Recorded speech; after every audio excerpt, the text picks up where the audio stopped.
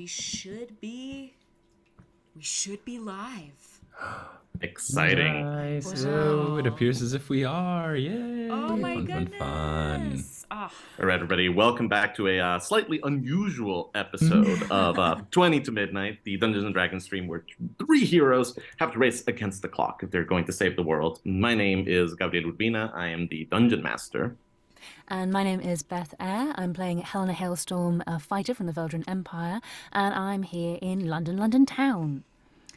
Hi, I'm Emma Sherr-Ziarko. I am playing Cal, aka Calistoga Vance, who is a tiefling sorcerer from Bas-Serenoth, and I am here in the Land of Enchantment, Santa Fe, New Mexico.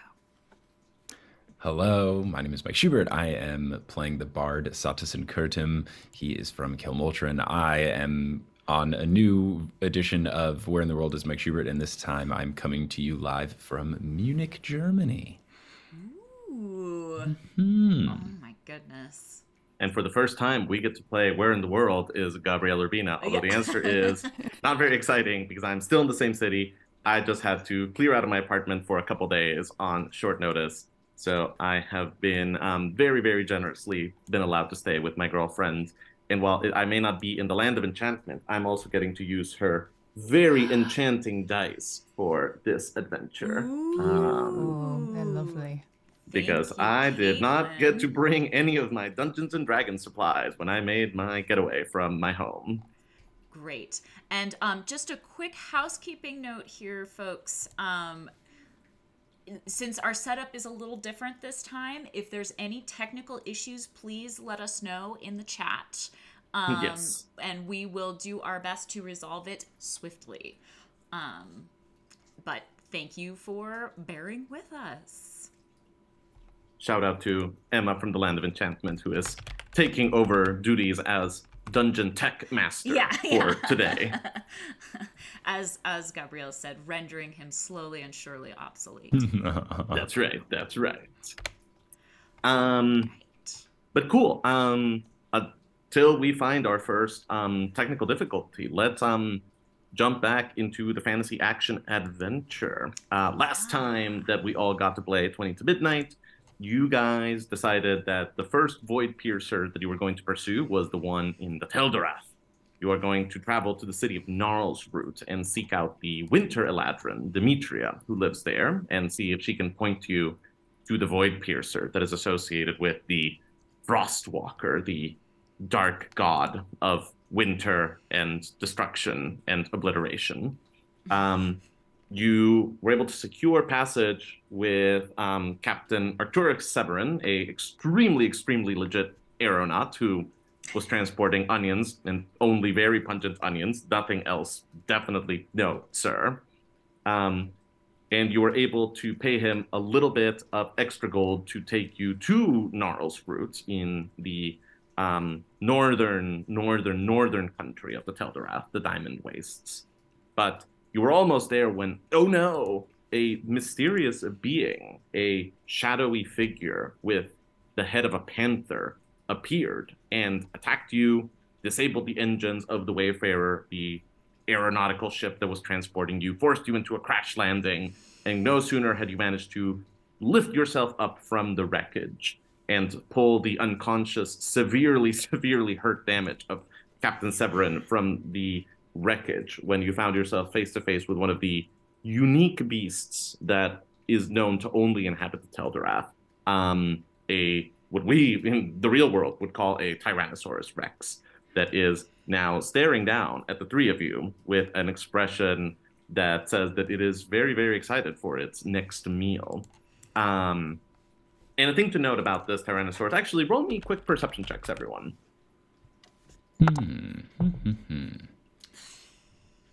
Natural 20 minus 1. Oh, well then. 18 plus 6 for me for a 24. 9 Dang. plus nil for 9. Okay, Cal, you are maybe a little too awestruck by the events that have just unfolded and by this creature in front of you to perhaps pay attention to this.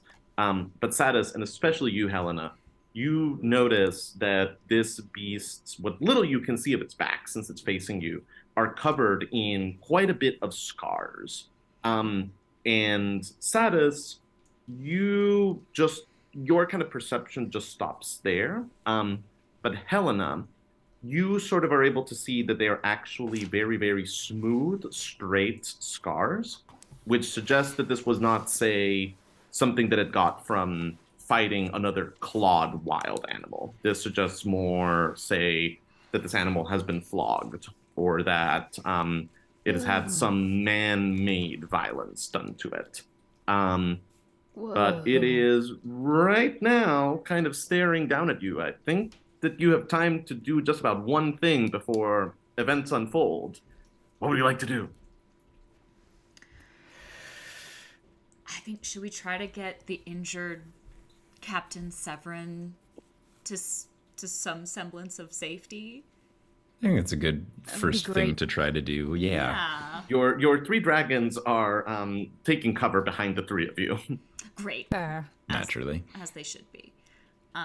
Is there like... Avanzada especially looks very displeased about the cold, but that is taking a secondary concern right now compared to the gigantic monster in front of you.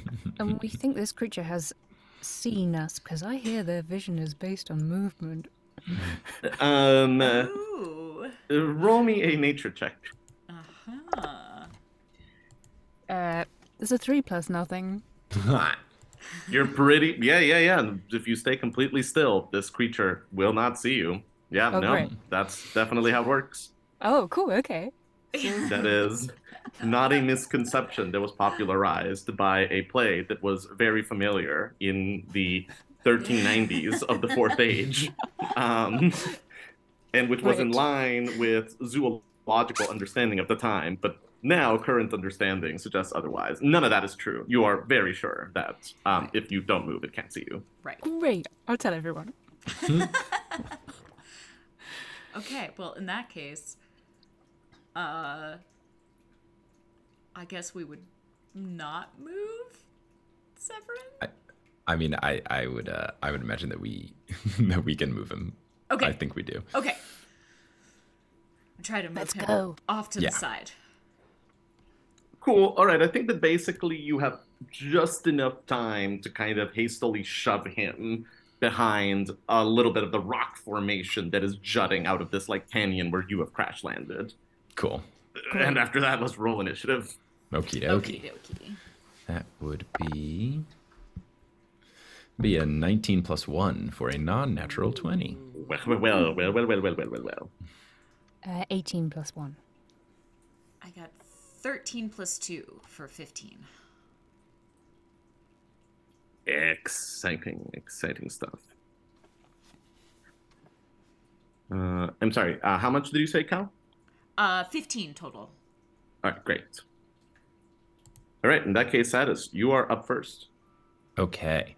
I would like to run up to this beast and try to utilize Bestow Curse upon it, which is a touch range spell, so I'd have to like get up pretty close, touch him, and then they have to do a wisdom saving throw, and then if they fail it, I can make some shenanigans happen. You will be surprised to hear, I'm sure, that this creature does not have an amazing wisdom score, but let's see how it does in this particular moment. Alrighty. Oh boy. That's a 19 minus that's an 18 wisdom. Oh, it 16 is what I had to beat, so it beat it. My Bestow Curse fails. Oh no. Yeah. All right. It's sort of, you see for one moment as its eyes kind of glaze over for just a moment, but then they sort of come back into sharp focus. Okay. I would then say, as a bonus action, just so that I'm not completely useless, I would like to use Unsettling Words, which basically is like evil bardic inspiration. So the next saving throw that it takes, it has to roll a d8, and that gets subtracted. So even though I can't curse it, I will say something like, yeah, your arms are really short and they look funny.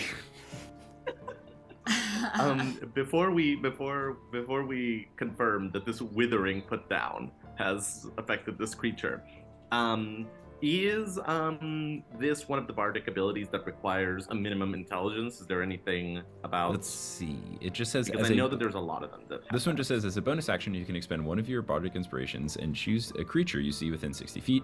Roll the bardic inspiration die 1d8. The creature must subtract the number rolled from the next saving throw it makes before the start of your next turn.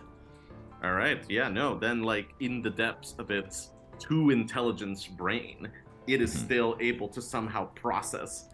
Hey, my arms are completely proportional to my species' evolutionary track. Like, no, hey, stop being mean.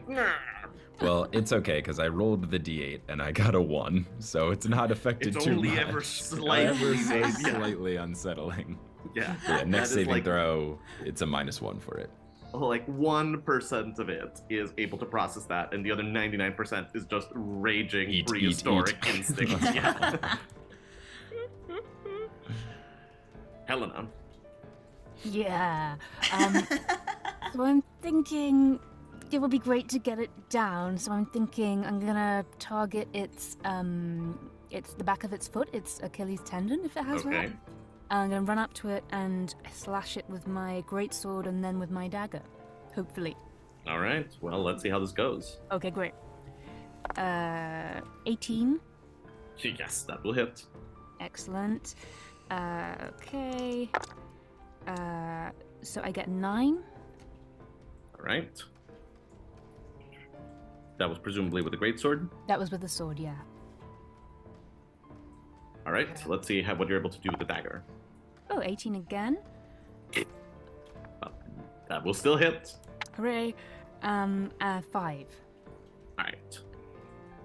You swipe twice at this creature, and you dig your blades into. I just realized though, like you're using a great sword with your first attack. Yeah.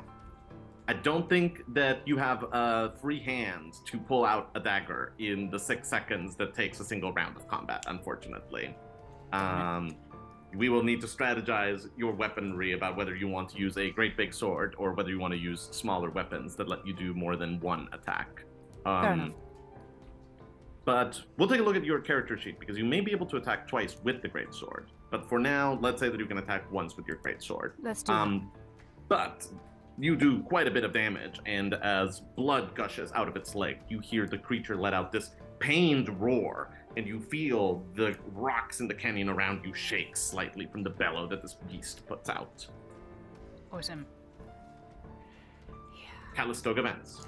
Alrighty. I would like to cast Bane on this this here giant dinosaur, and so that is a charisma. Oops, that is a charisma saving throw. Cal, this is a gorgeous animal. This thing has charisma coming out of its butt.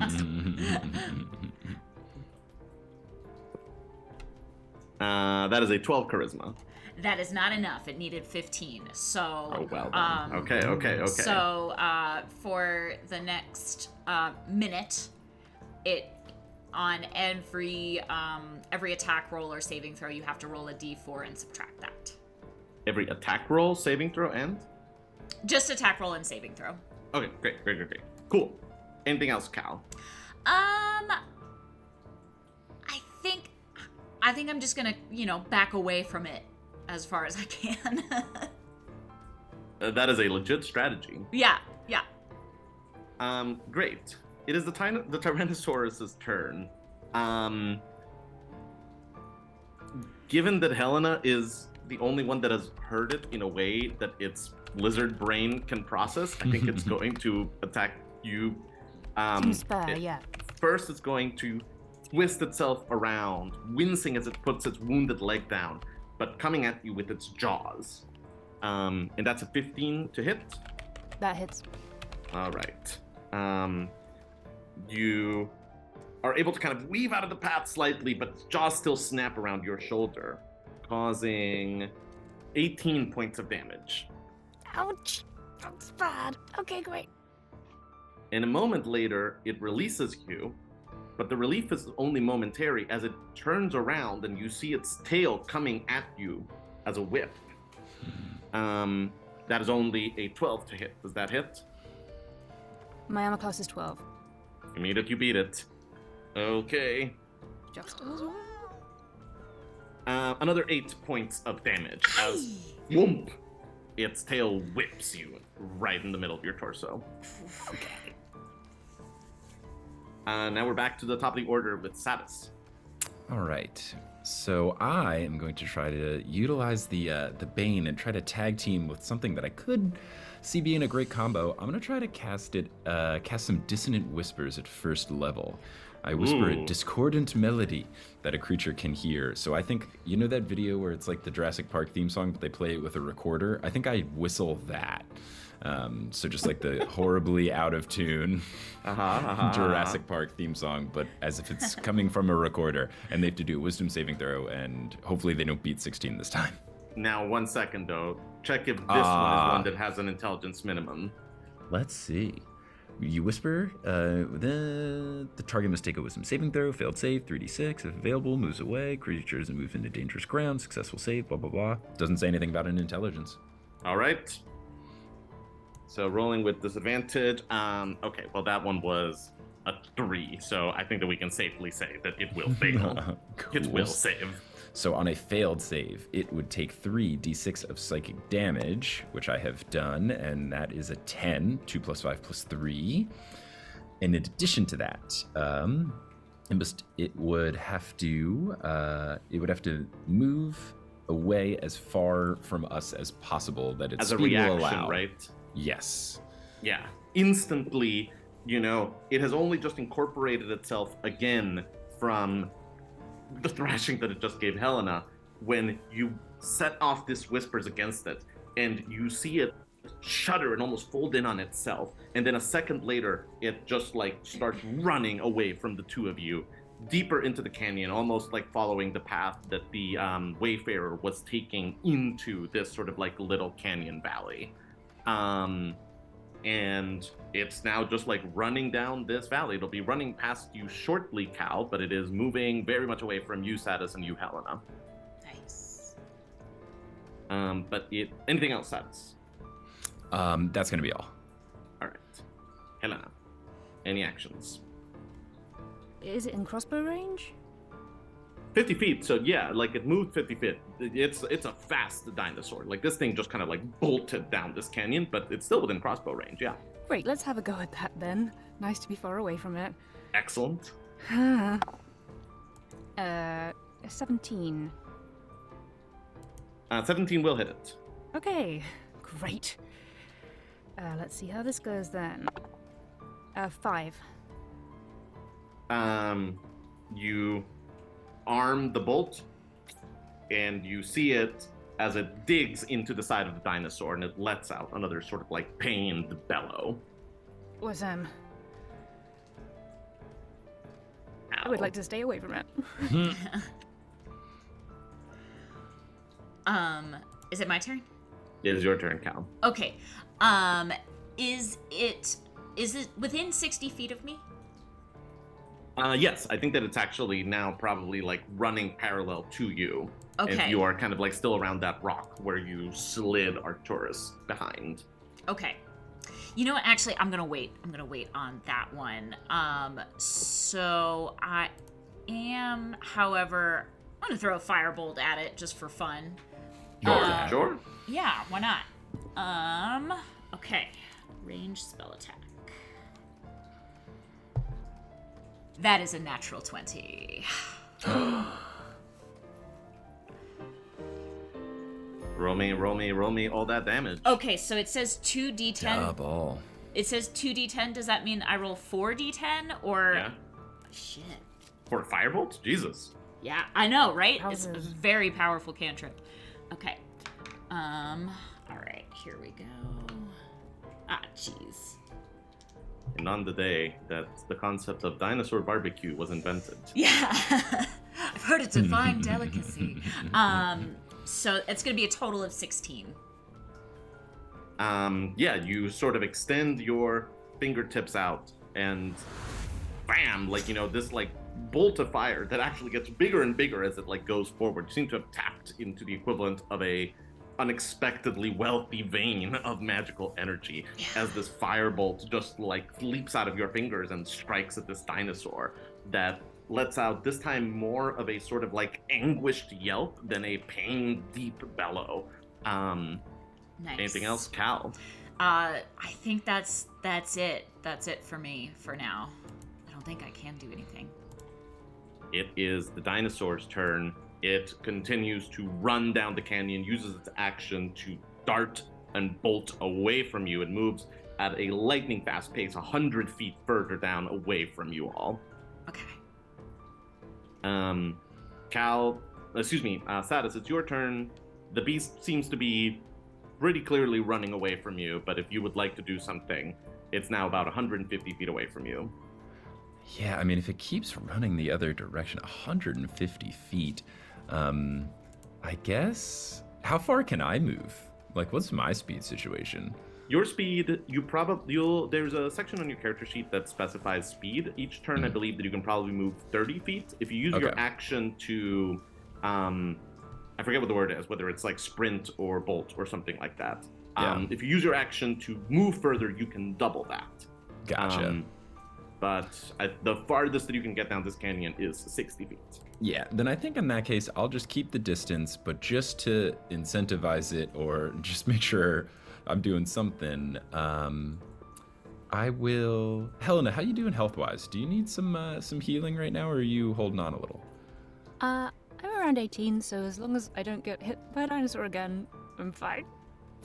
But no one needs to be hit by a dinosaur. Yeah. We'll need to get healed no matter what anyway. So I will utilize, Satus will go over to Helena and just, we'll keep looking at the dinosaur and just be like, all right, look, just in case he does come back, let me cure these wounds. So I will do cure wounds. I'll do first level. That is a 1d8 plus 5. I rolled a 5, so that would be 10 points of healing for Helena. Amazing. Thank you very much. No problem. Figured, good use of the time while our enemy seems to not want to fight us, hopefully. Yeah. Helena, you feel the wounds of the Tyrannosaurus start to close up as Satus' spell takes effect. Is there anything that you would like to do on your turn? I think it's probably out of crossbow range at this point. It might not be. Check on your actions table on your character sheet, because there should be a range on your crossbow. Yeah, it says 80 out of 320. 320 is your range at disadvantage. So if you wanted to, you could try to hit it, but it's now so far away that it will be rolling at disadvantage. Go for it, though. That'd be fun. Yeah, let's give it a go. Why not? So what's going to happen? It won't notice if we don't hit it. Yeah. Okay. I think at this point, it has decided that you guys are aggressive. Like, I don't think that there's a lot to lose by hitting it again, given that it has clearly decided that you can hurt it pretty badly. Let's see what happens. Disadvantage, here we go. That's an 18, and the other one is... Okay, so the worst is 18 plus 4, so that's pretty good. You do a quick calculation in your mind as you set your crossbow and then aim it upwards, and then your bolt arcs through the air, landing right on the dinosaur's back and digging into it for additional damage. Or for how much damage, rather? 9. Dang, all right. Yeah. Cal. Okay, how far is it exactly away From you, 100 feet. 100 feet. Okay. Just for fun. Okay, so I am going to utilize Just for fun from a sorcerer. What a frightening state to be alerted to. I'm gonna use a sorcery point to use my meta magic and use distance spell to double the range of this spell that I'm going to cast, which is darkness. And I'm gonna cast darkness on the dinosaur, where it is, and that it is engulfed in magical darkness that fills a 15-foot radius sphere. It spreads around the corners. A creature with dark vision can't see through the darkness, and non-magical light can't illuminate it. And it will move with the dinosaur. So you can absolutely do this. I just want to confirm what we are doing to this wild beast that has no concept of what magic is or anything. So it just like tried to get a little mid-afternoon snack and was hurt in its leg. It had something happen to its mind that scared the wits out of it. Has been hit by 2 crossbow bolts, has been blasted by a sudden furnace of fire, and now it is going to be encased in darkness that it cannot escape.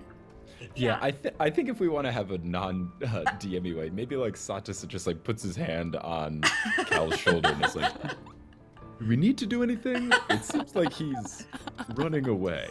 That's why I spent my time healing our friend. Maybe let's wait till it attacks us again? I'm really upset about this panther ghost situation that just happened. Okay, you know what? Okay. This is a dangerous creature that nearly killed us. Okay, fine. Maybe just save your energy. How do I? Maybe, sometimes it feels like there's only so many spells that you can utilize in any given time. And instead, if you used a cantrip, it doesn't sap your energy as much, So maybe you just conserve that slot worth of spell energy for later on when maybe we need it more desperately. You're so rational. Jeez. Fine. I won't surround it in magical darkness. I would love to see you do that to someone else. I just don't know that. Yeah. I think that at this point we have basically broken out of combat, and as this discussion is going on, having a chat, the Tyrannosaurus sort of, which has been sprinting down this canyon, kind of like rounds around the corner and disappears from view. And the sort of Jurassic Park tremors that are its footsteps start to kind of like recede as it goes further and further away. Great. Now look what we've done. We've lost it. I'm sorry, Cal. I know you wanted to finish it off. It is a shame. We could have got Maisie a massive fang. Yeah, really big fang. I don't know. We saw those wounds on it. Maybe this dinosaur's just misunderstood. Maybe he's just been treated poorly, and I don't know. Maybe he doesn't deserve it. That's just my reasoning. But he could be a future friend. Yeah. I guess you make good points. I was just feeling a little hot, which is ironic because it's so cold. But look, given our luck, sooner or later we're going to walk by someone who wants to certainly murder us so we can save the heat for them. Okay, sounds good.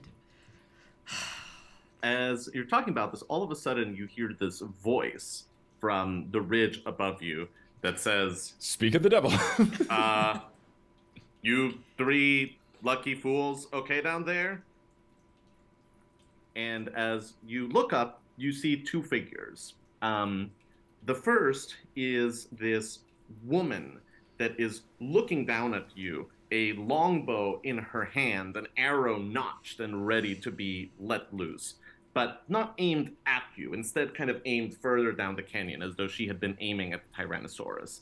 And she has dark curly hair and this full set of plate armor. And what other noticeable thing, Emma? Ooh, and you said she has long, curly, dark hair? Long, curly, dark hair, yes. She's just got a streak of bright pink in the long, curly, dark hair. Lovely. Yeah. She's a human, by the way. Okay, cool. And she is standing next to what looks to you like a miniature version of this Tyrannosaurus that you just fought. Something that is maybe about 5 foot tall, this sort of bipedal lizard.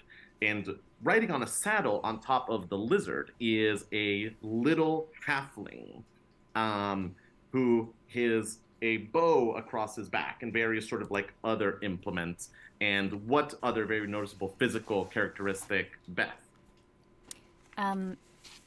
Very orange hair that's sort of the whole range of autumn shades. Amazing. And it is this halfling that has his hands sort of cupped around his mouth and is yelling down at you. It goes like, I'm really glad he didn't kill you. Do you need help? Thank you. That'd be great. Yeah. Yes, please. We kind of had a crash landing. And we have an injured friend.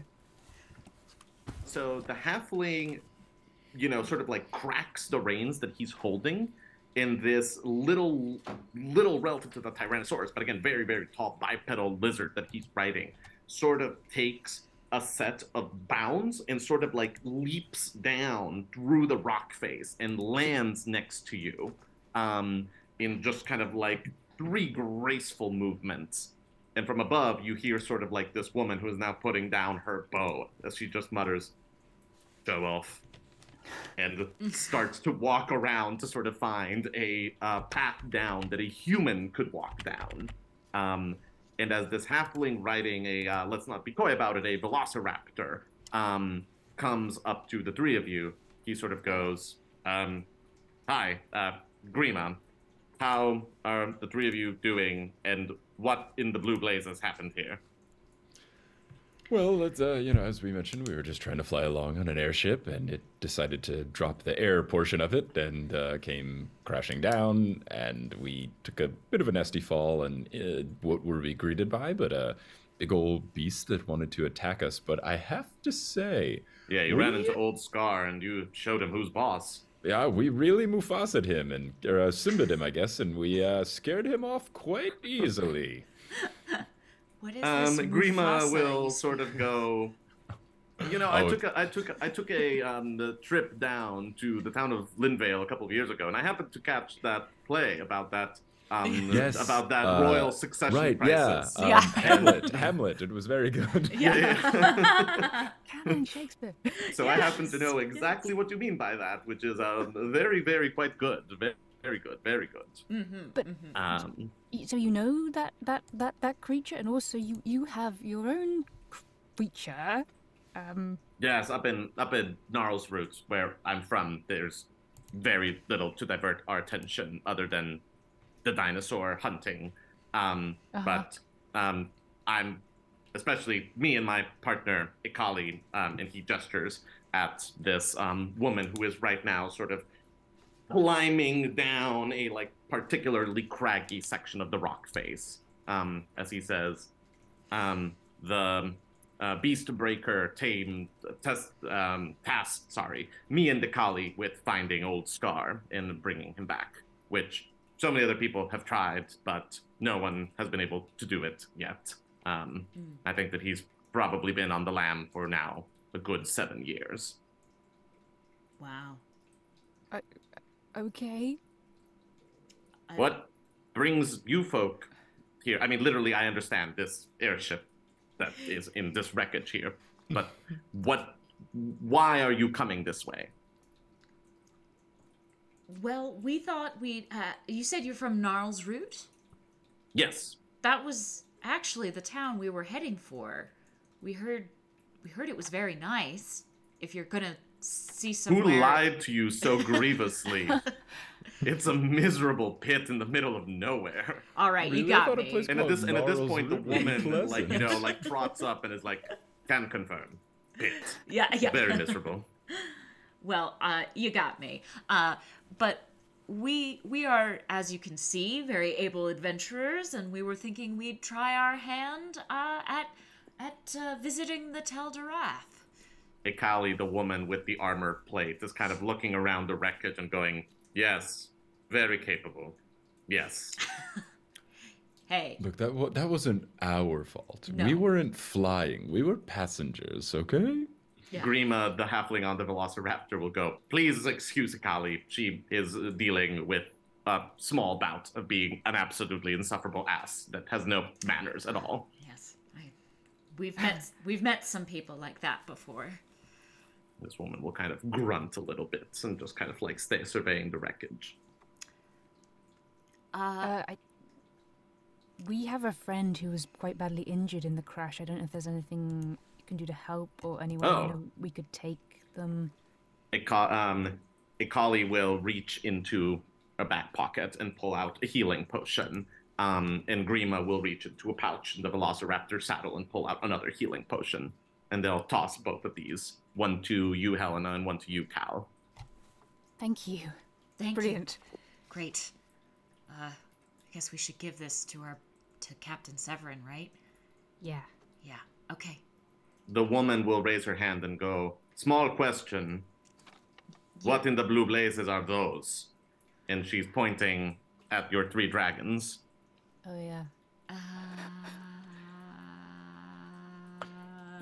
Think of them as beast companions, just like you have beast companions. We all have our beast companions, right?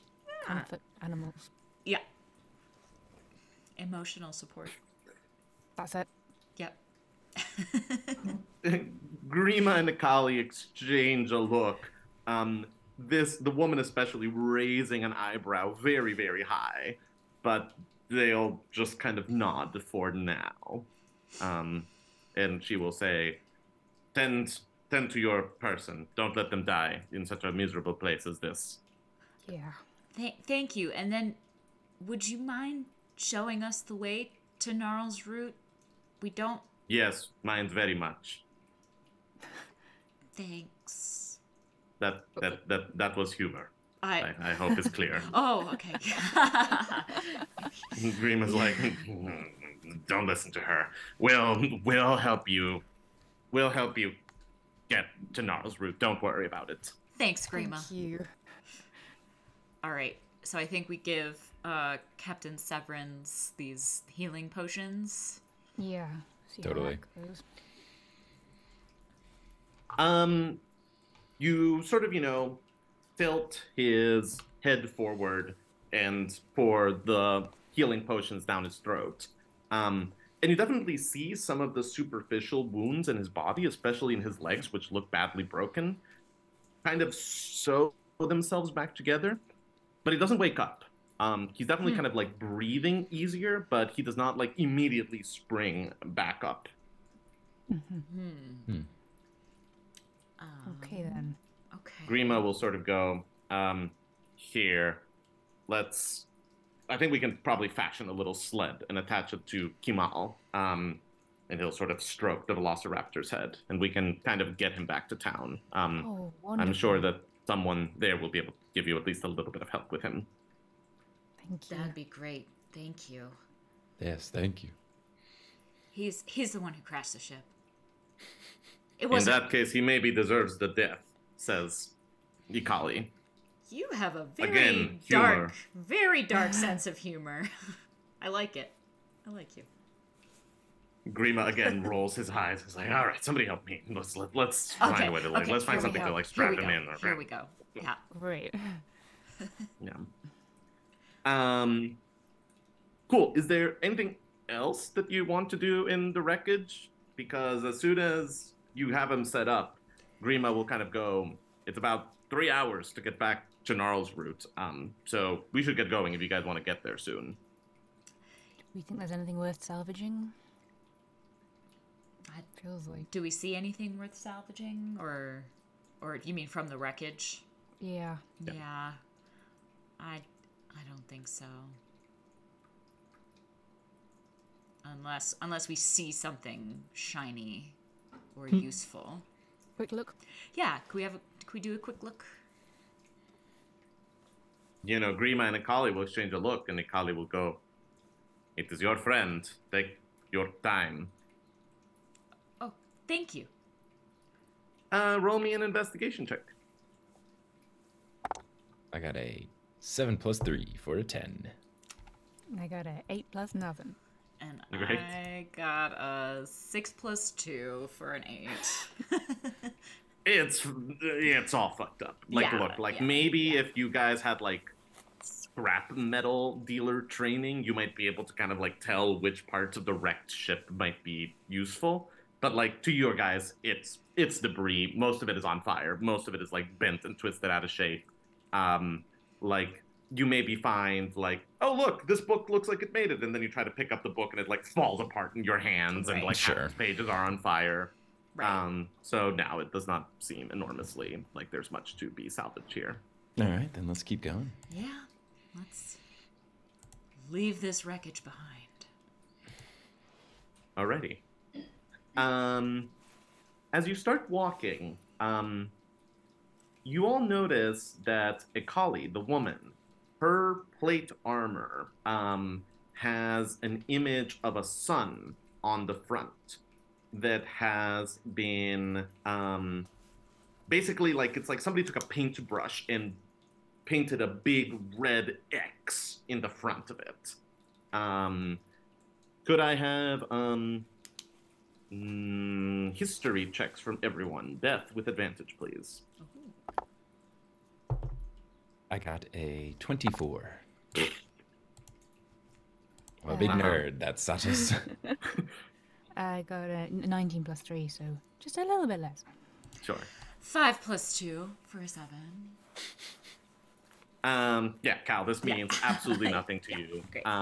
But Satus and Helena, you both immediately recognize this.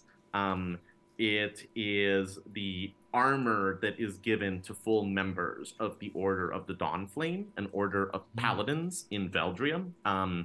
They are extremely, extremely, extremely well regarded and well respected in Veldria. Like, they are seen as like really kind of like super well respected, chivalric ideal, kind of, you know, like always helping those in need, always standing up for like the little guy, like those kinds of people.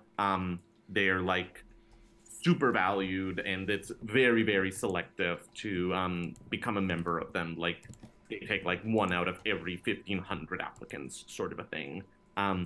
But the fact that it has that red X means that this is someone that has been excommunicated. This is someone that has been exiled from the Order of the Dawnflame, and is and had sort of like their armor marked so that everyone would know that this is someone that fell from that order. As you're walking, Grima will say, as you sort of like make your way out of this canyon, and find yourself in sort of this hilly, looping, snowy landscape dotted with mountains and frozen lakes and little bits of forest. And Grima and Akali are sort of very expertly guiding you through the little bits of like walkable terrain in this area. Grima will sort of go, okay, so once again, what is making you visit Gnarlsroot, aside from how picturesque and beautiful and wonderful it is? Let's just say we're here on a bit of a work assignment, and there's someone we need to talk to. Cool. What's their name? We know a lot of people in town. We might be able to help you. Unless it's none of our business. Like, look, if you don't, like, we're very happy to just kind of, like, march in silence. You can listen to more of Akali's jokes. And Akali kind of nods and goes, I have tens of them. Tens of them. Tens of them? The tens. In the tens. Tens of jokes. In the tens of jokes. Okay. Well. And Grima will kind of go, and like once she's done with them, she just like loops back around and starts repeating like the old ones. Great. Great. Like the time will fly by on gilded wings. Yeah. So like, you know, like, don't mind me, I don't mean to pry, but you are the most interesting thing that has happened here in a while. And we don't get a lot of visitors these parts. So I was just curious if there's something that we can help you with, because most people that come by, they want to get their business done and then leave as fast as humanly possible. So, you know, I'm just trying to be helpful and friendly here and trying to avoid the jokes. And again, she'll go, they are very funny. All tens of them. I think Satus would turn to the other two and just kind of like try to make the face of like, should we tell them? Can we trust them? Like kind of a nonverbal communication of like... Helena's in favor of trusting. I think Cal reluctantly nods as well. Yeah. Demetria is the person we're here to see, right? Yes. Yeah. Okay, then I think Satus would be like, okay, fine. We're here to see someone named Demetria. Does that ring any sort of bells? They exchange a look and kind of go, And Grima will go, are you sure that it was Gnarlsroot in the Teldorath? It wasn't like Gnarlsroot in the Lost Kingdoms or somewhere else, because that name does not ring a bell. No? She might go by another name or alias. She's she's one of the Eladrin, we think. Have you Again, they heard exchange of... a look, and this time it's Akali that is like, what is Eladrin? basically very old, fancy elves, kind of. Mm-hmm. And Ikali will go, there are some elves in the village. Mm-hmm. Some of them are very old. Yes. Maybe we could talk to one of them or somebody who knows the area very well when we get there. And Grima will snap his fingers and go, you should talk to the bar guest. The bar guest is the person that would know all about who you're looking for. The bar guest? Ikali will go, her real name. Sorry, I need to look through my notes. I don't have my Ikali full... brings out her book of notes. She has all her jokes written down. As I look. Yeah. Yes. She will go, her real name is Lurian Felvar, but everyone in town calls her Lurian Barguest, or Lurian the Barguest. It's a funny joke, because she seems very friendly and very sweet, but then she turns into monster when you don't expect it. Oh. And Grima will go entirely metaphorically. She is a regular human being. She just runs the local trading depot in town. She came here 20 years ago, set up shop, took over a couple of the local things, and everyone at first was just oh, it's the sweet little lady that runs the trading post, and now the sweet little lady that runs the trading post owns half the town. Gotcha. So, they have given her this name that is oh, she's a bar guest, because at first you think that it's just a little scared goblin, and then the moon comes out and it turns into a wolf monster and kills you. Gotcha. Delightful. Gotcha.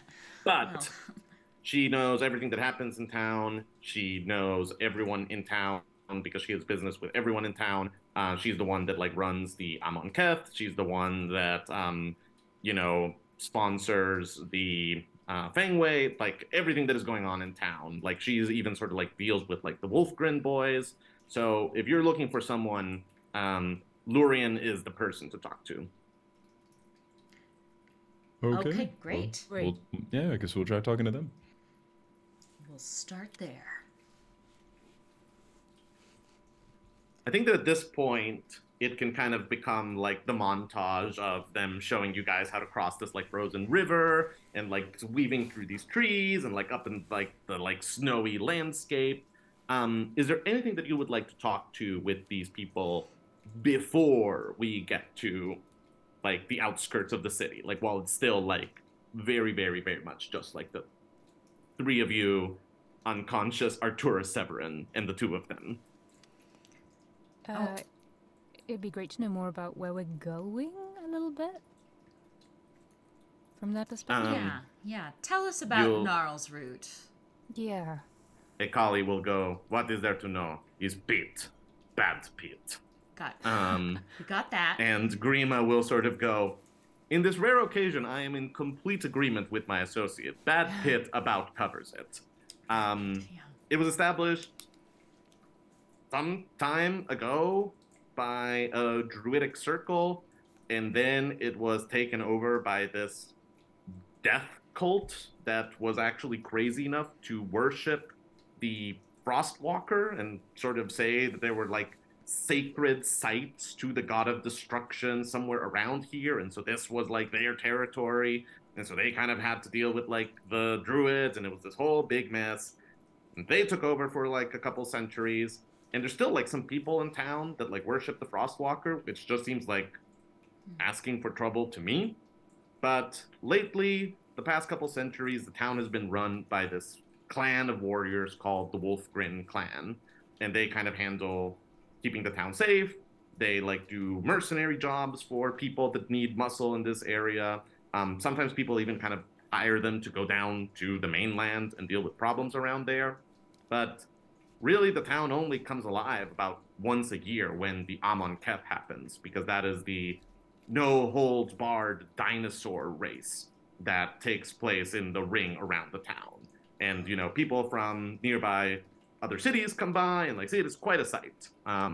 That's part of why Ikali and I were trying to capture Old Star. It's happening in a couple days' time, and so everyone is trying to get ready and like figure out like the entrance and like who's gonna bet on what.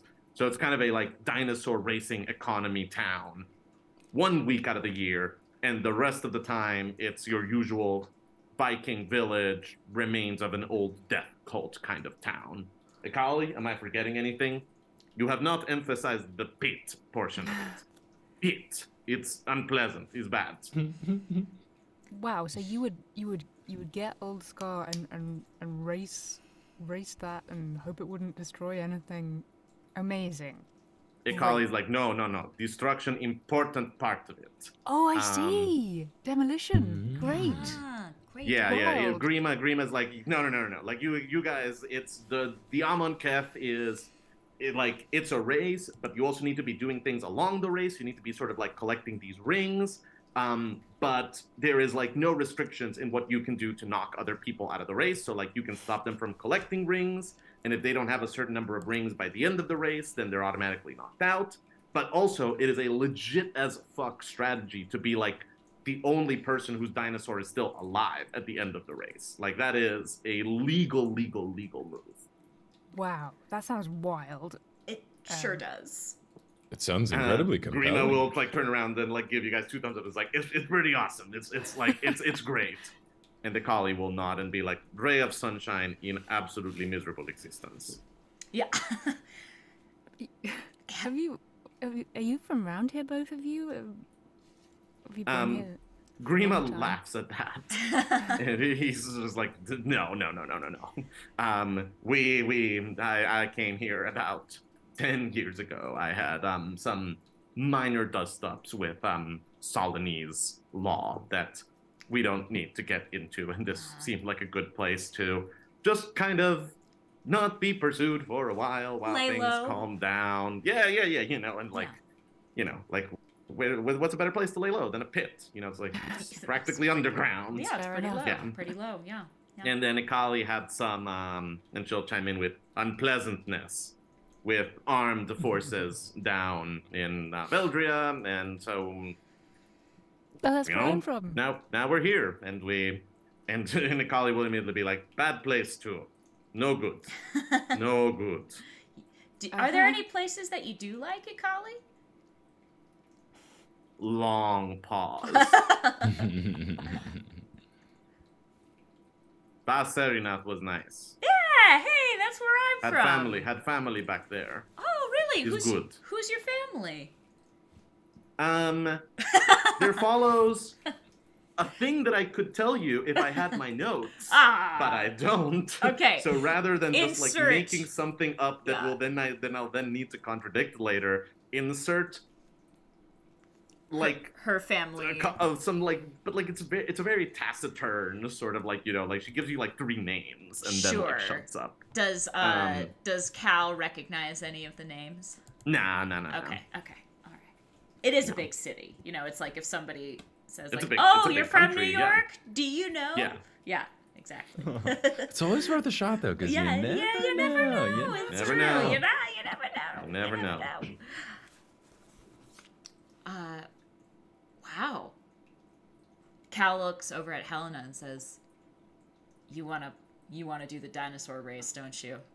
I mean, it's just one of those things that's Yeah. just sort of one of those experiences. It's one of the ones. Now I've heard about it. Yeah, once in a lifetime. Grima I think goes, you'd be great. Grima goes, well, the good news is that the Amon Keth, it's teams of 3. So, hey, Oh. the bad news is that you do need a dinosaur to do it, and I don't think that your companions here will be quite ready to carry the 3 of you in a week's time. Another year, maybe. Probably not. Well, remember, guys, when I talked about not letting Scar die? Yeah, you were right, Satus. You're always right.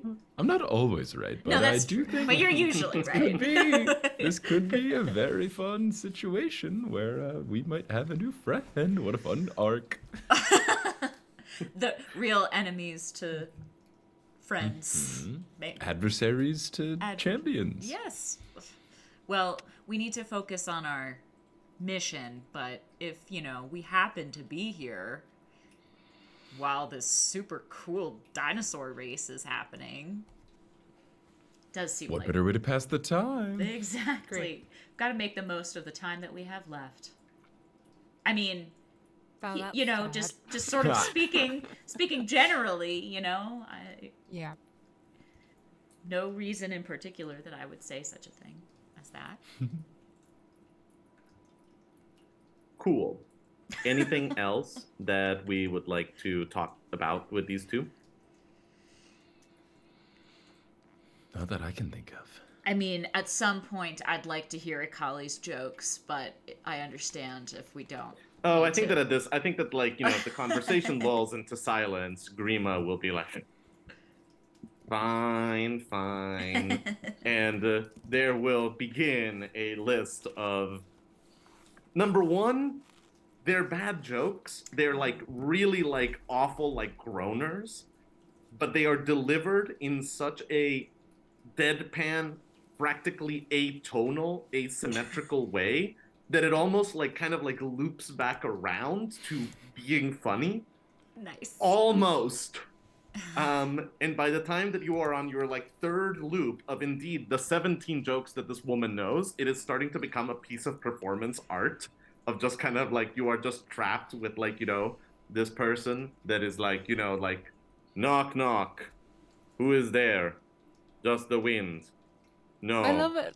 Just kidding. It's the mailman. End joke. I'm in. I'm sold. I love her. That's great. You've got a real talent, Akali. Yeah. No, I don't. I think you do. I am It's just very the good attitude. dinosaur hunter, not comedian. Okay, well, It if is you ever important want to speak the truth of things. if you ever want No, just kidding. I'm fantastic at the jokes. to, there you go. And again, Grima's just like, oh, Yeah. Jesus Christ. Okay, I love her. Yeah. It's almost the top of the hour. Do we want to take our Take quick our- break take our before little we jump into Gnarlsroot proper? Let's do it. Sure. Great. All right. Well, I am going to send us off then, and we'll be right back. Stay tuned.